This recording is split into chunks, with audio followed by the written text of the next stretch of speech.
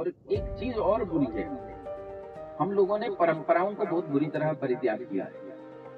परंपराओं को मानना बहुत जरूरी है। परंपराएं हम नहीं मानेंगे तो भी हमारा नाश होगा।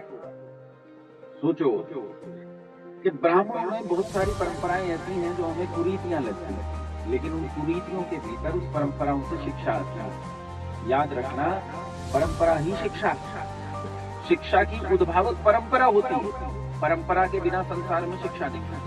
सोचो, एक पीढ़ी अपना पीछे का इतिहास अगली पीढ़ी को ना सौंपे तो क्या इतिहास की शिक्षा आगे जाएगी? एक पीढ़ी जितना विज्ञान आज तक उन्नत किया है उस विज्ञान को अगली पीढ़ी को न दे तो क्या विज्ञान में उन्नति होगी? परंपरा से ही शिक्षा की बढ़ती होती है, परंपरा से ही शिक्षा उत्पन्न होती है। इसीलिए परंपराओं का भी सम्मान करना चाहिए। हमारे समाज में कुछ परंपराएं ऐसी होती हैं जो कुछ तो होती हैं परंपराएं, कुछ होती हैं अंध परंपराएं।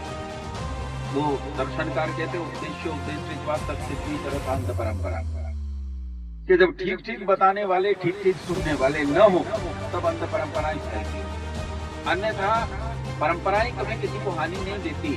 परंपराएं अच्छी चीजें होती हैं। जैसे मैं पिछले दिनों एक घर में गया, ये जो इधर का परिवार होता है ना, झांसी वगैरह का इलाका होता है, या पर मराठवाड़ा जितना है, इस मराठवाड़े वाले एक परिवार में गया तो मैंने देखा उनके विवाह के फोटो थे। क्या फोटो थे!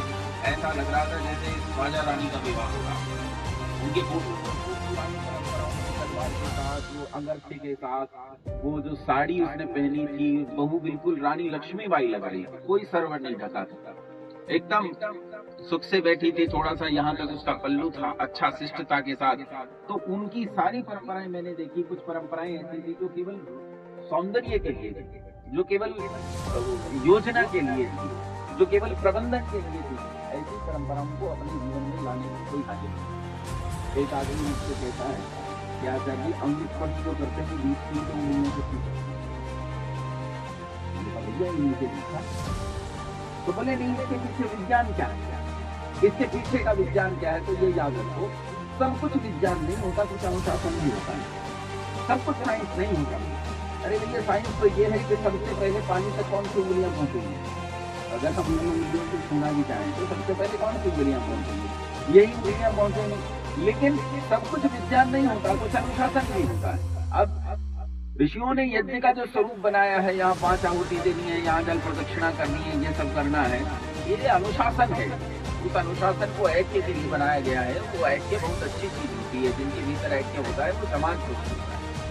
इसलिए पहली चीज तो ये, आप यहाँ से यज्ञ लेकर जा रहे हो, पहली चीज तो ये लेकर जाओ कि जीवन में कभी नास्तिक नहीं होना, जीवन में कभी ईश्वर को नहीं छोड़ना, और दूसरा ईश्वर से अनन्य प्रेम करना है। ये मानना है कि ये जो मेरी माँ है जो घर में बैठती है, ये एक दिन मर जाएगी, ये मेरी बहन है, ये एक दिन मर जाएगी, मेरे पुत्र पुत्रियां एक दिन मर जाएंगे, संसार में सब मुझे छोड़कर जाएंगे, लेकिन कौन छोड़कर नहीं जाएगा?